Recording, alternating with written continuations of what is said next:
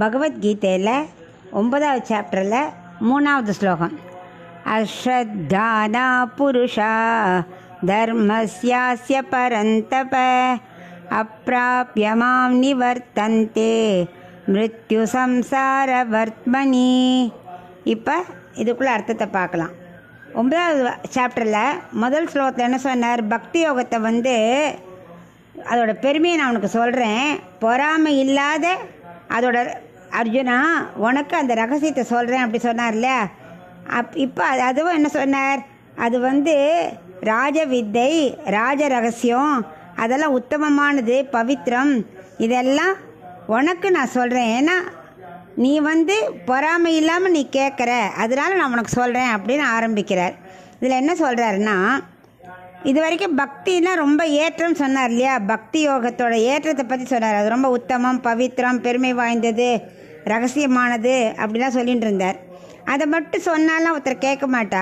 So ஒரு நல்லது சொல்லிச்சு மற்ற பக்கம் போனால் என்ன கெடுதல் அதை சொன்னால் தான் இவன் புரிஞ்சுப்போவோ, அந்த வழி போகக்கூடாது. இப்போ கரடு முரடான பாதை இருக்குது, ஏன் இதில் போகாத அதில் போ அப்படிலாம் அப்படி வெறும் சொல்லக்கூடாது. இந்த கரடு முரடான பானையில் போனால் அது அங்கே திருடர்கள்லாம் நிறையா பேர் இருப்பா, நமக்கு கஷ்டங்கள் நிறையா வரும், நீ இந்த நல்ல மார்க்கத்தில் போ அப்படி சொல்லணும். ஸோ கெடுதலை எடுத்து சொன்னாதான் அவளுக்கு நல்லதை எடுத்து ஃபாலோ பண்ண தெரியும். அந்த மாதிரி இந்த சம்சாரங்கிறத கெடுதலான பாதை, அதிலே மாற்றி மாற்றி வாழாத பக்தி மார்க்கத்துக்கு வாங்கிற ஏற்றத்தை பற்றி சொன்னார். இப்போ சம்சாரத்தினால என்ன கஷ்டங்கள் வருது என்னன்னா, அது நல்லதில்லை கண்ணா அர்ஜுனா, அது அழிவைத்தான் கொடுக்கும். ஏன்னா மறுபடியும் நீ பிறந்துட்டே இருக்கணும். இதில் பிறக்க என்ன பண்ணுவோம்? பாவ புண்ணியம் சேர்ந்துட்டே இருக்கும். அப்புறம் பிறந்துட்டே இருக்க வேண்டிதான், பிறக்கணும் இறக்கணும், இதே தான்.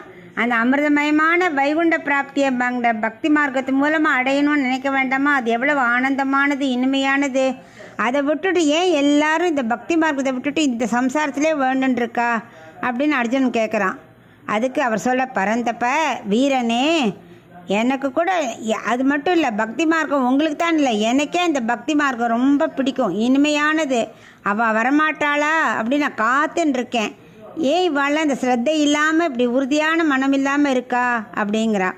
அதுதான் அவர் சொல்கிறார். ஏன்னா அவளுக்கு தெரியல, இந்த சம்சாரில் கிடைக்கிற அல்ப சுகமும் அல்பத்திலுமே அவள் வாழ்ந்துட்டுருக்கா. என்னை அடையணுங்கிற ஆசை இன்னும் அவளுக்கு வரல, அவளுக்கு அதில் மனசு இன்னும் செலுத்தலை, ஸ்ரத்தை வரல. இந்த கரடு முரடான பாதையாக சம்சாரம் இருக்கே, அதில் வேண்டுண்டே இருக்கா. அதனால் என்ன ஆகுதுன்னா மறுபடியும் பிறக்கிறாளே, அது புரியலையே. ஆத்மாவே அது நாசமடைய செய்யறதுங்கிறார். ஆத்மா நாசமடையதுன்னா, மிருத்யுன்னா நாசமடையிறது, திரும்ப திரும்ப திரும்ப பிறந்து ஒவ்வொரு ரூபத்துலேயும் உடம்புக்குள்ளேயும் நுழைஞ்சுண்டு அது பாவம் சொரூபத்தையே இழக்கிறது அப்படின்னு ஆத்மாக்காக கூட அவர் பாவம் சொல்கிறார். இதனால் சம்சார மார்க்கத்திலேயே உழறதை விட்டுட்டோ பக்தி யோகத்தை அனுஷ்டித்து என்ன அடைய ஆசைப்பட மாட்டேங்கிறாளே. ஆனால் நீ சொன்னதை பொறாமல் இல்லாமல் கேட்குற, அதனால் நான் உனக்கு சொல்கிறேன், நீ இந்த பக்தி யோகத்தை தேர்ந்தெடு, என்ன அடைய வான்னு. ஏன்னா நான் எப்போ வருவா ஒவ்வொருத்தரும் நான் காத்துன்னு இருக்கேன். அதை விட்டுட்டு மீண்டும் மீண்டும் சம்சாரத்திலே உழறாளே, ஆத்மாவை இப்படி நாசமடைய செய்கிறாளே அப்படிங்கிறார் அவர். அதனால் பக்தி யோகம்தான் சிறந்ததுங்கிறத விளக்கிறதுக்காக இந்த சம்சார சாகத்தில் உழன்றா திரும்ப திரும்ப பிறக்கணும், ஆத்மாவே பாவம் நாசமடையுங்கிற மைனஸ் எல்லாம் சொல்லின்னு இருக்கார். அதுதான் இந்த 9வது சாப்டரில் 3வது ஸ்லோகத்தோட அர்த்தம்.